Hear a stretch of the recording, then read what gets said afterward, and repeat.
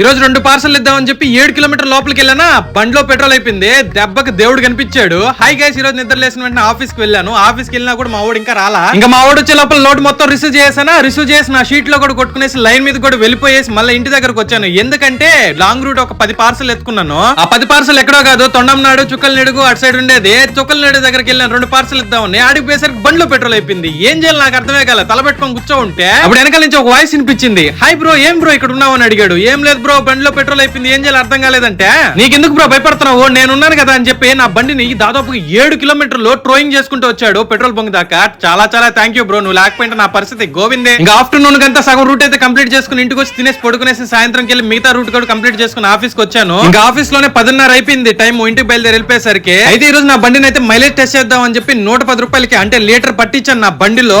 ఎంత మైలేజ్ వచ్చిందో రేపు పొద్దునైతే తెలిసిపోతుంది. అంతవరకు మీరు ఏం చేస్తుంటే ఈ వీడియోని లైక్ చేసుకుని సబ్స్క్రైబ్ చేసుకోండి.